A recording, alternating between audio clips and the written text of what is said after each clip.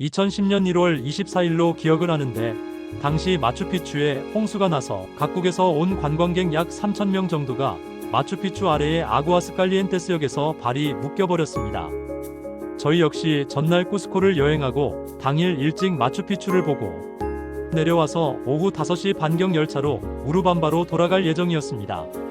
시간이 되어 역에 올라가니 앞에 떠나야 할 예정이었던 열차가 계속 출발을 못하고 있어서 불안은 했지만 과거에도 가끔 선로에 바위가 떨어지거나 하면 해결 후에 열차 운행을 하였기에 이번에도 그런가 보다 했습니다.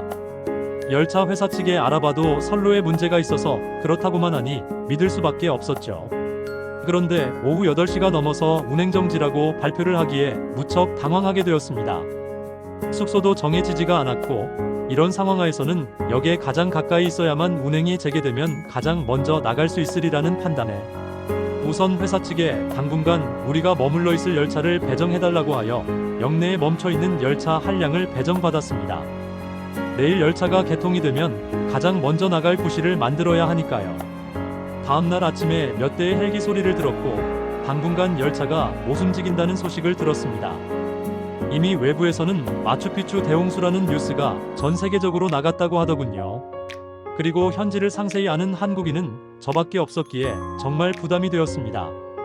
한국 대사관 측과 리마에 있는 여행사와는 계속 연락을 취하며 우리 외에 한국 사람들을 역내 방송으로 모아서 함께 있기로 하였습니다. 그리고 3일째 되는 날부터 헬기가 몇 번씩 오가며 고립된 여행객들을 실어 나른다고 하는데 어떤 사람이 먼저 나가는지 아무 기준도 없었고 다만 현지 경찰이 몇 명씩 데리고 헬기장 쪽으로 가는 것은 봤지만 탑승 기준을 알 수가 없었습니다. 자세히 알아보니 현지 원주민 가이드가 경찰들이 돈을 받고 몇 명씩 탑승을 시킨다는 정보를 받았습니다. 그래서 현지 경찰서장에게 항의를 하고 지금부터 우리가 정한 순서대로 탑승을 안 시키면 내가 전화로 모든 방송에 책임자 이름 다 밝히겠다고 협박도 하고 해서 경찰들과 함께 밤새 역내에서 대기하던 사람 기준으로 노약자 우선 순서를 만들었습니다. 저도 영락 없이 한국인인지라 몰아붙이는 데는 뒤지지 않아서 현지인 경찰들로부터 미움을 많이 사기는 했습니다. 당시 처음 들어왔던 헬기는 탑승 인원이 몇 명 되지를 않았고 헬기가 작다 보니 계곡 사이의 기류 때문에 자주 들어오지를 못했습니다. 그러고도 계속해서 경찰의 부패는 이어진 것으로 알고 있습니다. 제 눈치를 많이 보면서 일부러 친한 척도 하더군요. 덕분에 2일째인가 되어서 우리 여행객 중 몇 분이 먼저 탈출을 하게 되었습니다. 그리고 다음날 리마에서 저희 가족과 친하게 지내는 지인으로부터 전화가 왔는데 이전 해인 2009년까지 쿠스코 사령부 부사령관으로 근무하셨던 알베르토 대령이었습니다. 제 소식을 듣고는 쿠스코 사령부의 구조 상황에 관해 문의를 한 결과 다음날부터 쿠스코 육군 사령부에서 구조팀이 군용 헬기로 구조를 할 것이라고 정보를 제게 주었습니다. 그리고 구조대장은 예전에 자신의 부하였는데 저를 안다고 하더군요. 예전에 알베르토 씨 집에 왔을 때 저를 본 적이 있었답니다. 그리고 구조대장이 저를 알아볼 거라고 했습니다. 저와 한국인 여행객에게 최대한 협조를 해주라고 부탁을 해놓았으니 걱정 안 해도 된다면서 안심을 시켜주더군요. 그리고 그날은 춥지만 객차 내에서 또 하루를 보낼 수밖에 없었습니다. 당시 상황은 각국의 대사관에서 페루 정부에 연락을 하고 부탁을 많이 했다고 하는데 페루 정부도 어떻게 방법이 없었다고 합니다. 그리고 나중에 들은 얘기지만 우리 대사관도 여러 루트로 문의를 했지만 시원한 대답을 듣지를 못했다고 하였습니다. 그런데 저는 직접 구조대장과 연락이 될 수가 있었으니 이보다 더 확실한 것은 없었겠죠. 후일담이지만 일본보다 늦게 탈출이 되면 아마도 대사관 측도 많이 곤란했으리라 생각이 됩니다. 5일 만에 모두 구조가 되었을 때 대사관 측에서도 놀랐다고 했거든요. 더구나 일본은 우리가 나오고도 4, 5일 더 갇혀 있었으니 더욱 그랬겠지요. 이미 역 앞에 흐르는 우루밤바강은 엄청난 굉음을 내며 수십 톤이나 되는 바위가 거친 물살에 굴러가고 주변의 조그만 방어벽은 몇 분도 안 되어 휩쓸려가는 상황이었습니다. 하루를 더 객차에서 밤을 보내야 해서 정말 힘들었지만 내색도 못하고 태연한 척 할 수밖에 없었습니다. 그 지역을 가장 잘 알고 언어도 되고 해서 모두 저만 쳐다보는데 어깨를 늘어 때릴 수가 없었습니다. 그리고는 4일째 되는 날 아침 일찍 육군이 헬기로 도착을 하여 역사를 정리하기 시작하는 것을 볼 수가 있었습니다. 제가 지인과 통화를 할 때 이곳 경찰의 부조리 때문에 쉽게 나가기 힘들다고 하소연을 해서 그런지 아침에 육군이 역사를 점거하자마자 가장 먼저 역사에 있던 경찰들을 모두 역사 밖으로 나가게 하고 그 이후 영내에는 절대 못 들어오도록 군인들이 철저히 지키게 했습니다. 그 후부터 우리가 정해놓은 순서대로 여러 번에 걸쳐 수십 명이 헬기장으로 가는 것을 봤습니다. 하지만 규정에 정한 순서대로 우리가 모두 나가려면 나이가 젊은 친구들 때문에 앞으로도 얼마나 더 걸릴지 알 수 없는 상황이었습니다. 일본은 영사가 자국민 여행객 보호를 위해 둘째 날 헬기를 타고 들어왔는데 자국민과 항상 같이 있으면서 경찰들과 얘기도 많이 나누고 하는 걸 볼 수가 있었습니다. 그러는 와중에도 일본 영사가 우리 한국인들을 지켜보며 견제를 하는 것 같아서 부담이 많이 되었습니다. 이러한 상황에서도 서로 협조를 못하고 우리보다는 먼저 나가야 한다는 생각을 가지는 것 같아서 조금은 씁쓸했습니다. 군인이 들어와서 어느 정도 내부 정리를 마친 후 구조대장이 저를 찾아왔더군요. 세냘박하며 웃으며 악수를 청하는데 그때야 저도 어렴풋이 기억이 났습니다. 이름은 기억이 안 났지만 웃으며 인사를 해주어서 정말 반가웠습니다.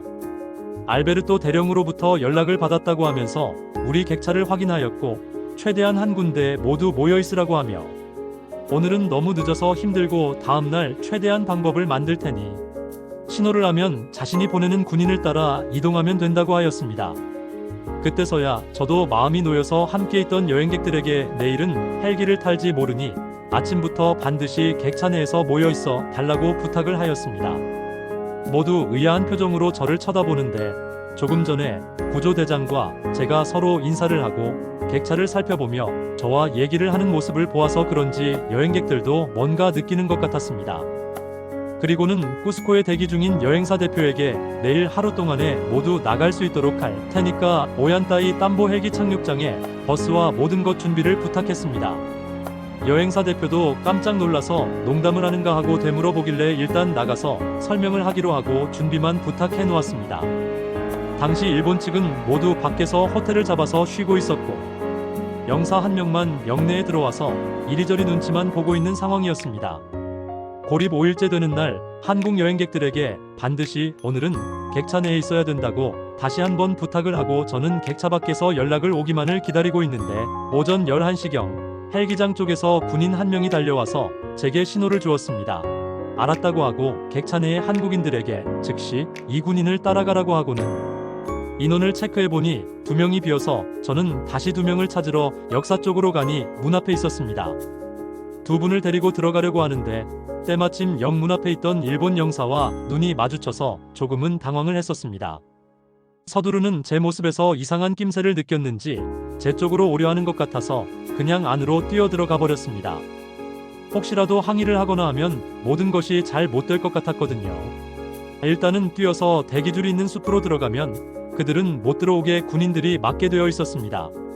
실은 규칙을 우리가 만들어 놓고 그것을 어기고 지인의 도움으로 먼저 탈출을 하게 된 것이 미안하기도 하였고 또한 일본인들은 역사 밖에서 쉬고 있었기에 도움을 주려고 해도 줄 수가 없는 상황이었죠. 이러한 재난 상황에서는 어찌되었던 탈출구에 가까이 있어야 되는데 그래야 어수선한 틈에 한 명이라도 더 내보낼 수가 있으니까요. 운 좋게 우리 객차에 같이 있던 모로코인들과 이태리인들 약 10명도 우리를 따라 같이 뛰어서 얼떨결에 탈출을 했거든요. 헬기 타기 전에 저를 보고 고맙다고 인사를 하면서 어떻게 된 거냐고 묻길래 그냥 웃고 말았습니다. 다시 헬기 대기줄에 가서 보니 이미 우리 여행객 절반은 헬기로 떠났고 다음 헬기로 우리 팀은 모두 태워보내게 되었습니다. 마지막으로 오얀따이 땀보에서 기다리는 여행사 대표와 통화 후 모든 한국인들이 안전하게 도착한 것을 확인하고 나서야 제가 가장 마지막으로 헬기를 탈 수가 있었습니다. 혹시라도 빠진 인원이 있으면 큰일이니까요. 이렇게 해서 4박 5일의 마추픽추 고립 상황에서 빠른 시간 내에 모두 건강하게 탈출을 하게 되었습니다. 리마에 도착을 하자마자 한국에서 유명한 아침 방송인 손영씨로부터 연락이 와서 할 수 없이 인터뷰에 응했는데 이번 사태를 여행사의 실수로 몰아가려고 유도를 하길래 정말 마음이 안 좋았습니다. 아무튼 이렇게 일찍 탈출을 하게끔 도와준 알베르토 대령과 구조대장에게는 이 영상을 통해 다시 한번 감사를 드립니다. 참고로 알베르토 대령은 우리와 아래 위층에 살면서 우리 아이들이 어릴 때부터 가족처럼 지내왔고 애들의 대모가 되어 지금도 허물 없이 잘 지내고 있습니다. 대사관 측에서 그분들께 감사를 해야 하는데 모든 것은 대사관의 공으로만 돌아가는 것이 안타까웠습니다. 당시 우루밤바나 마추픽추에는 비가 많이 오지를 않았는데 쿠스코에 폭우가 내린 것 때문에 저지대였던 마추픽추가 크게 피해를 보게 된 것입니다. 3,400m에서 내린 폭우가 겨우 2,000m도 채 안 되는 마추픽추까지 낙차가 거의 1,400m가 되는 곳으로 우루밤바강을 따라 흘렀으니 그 힘이 엄청났던 것이지요. 헬기로 나오면서 확인을 하니 열차 레일이 두 군데가 끊어져 있는 것이 보였습니다. 4박 5일 동안 아프지 않고 긍정적인 마인드로 잘 견디어 주신 모든 분들께도 정말 감사드립니다. 보리 이틀째 되던 날 어디서 들었는지 산길이 있다는 걸 듣고는 걸어서라도 나가자고 의견이 갈렸을 때 믿고 저의 의견을 따라준 것도 고마웠습니다. 실은 남자들만 있었다면 저도 나갔을지 모릅니다. 제가 날씨 좋은 날 걸어도 3시간 이상 걸리고 지금 같은 날씨에는 2배는 더 걸릴 거라 판단이 되었습니다. 그보다 더 심각한 것은 산세가 가파르기 때문에 산사태가 더 문제였습니다. 그래서 우기철에는 산사태가 빈번하게 발생을 하는 곳이거든요. 만약 운 좋게 거기에 도착을 한다고 해도 이 날씨에 거기까지 와주는 버스도 보장을 못했었고 더구나 대부분이 여자들이었고 연세가 60이 넘으신 분들을 포함해서 34명이라는 인원을 안전하게 인솔할 자신도 없었습니다. 그런 모험은 절대 할 수가 없었습니다. 지금 다시 그런 일이 생긴다 해도 저는 같은 결정을 내릴 겁니다.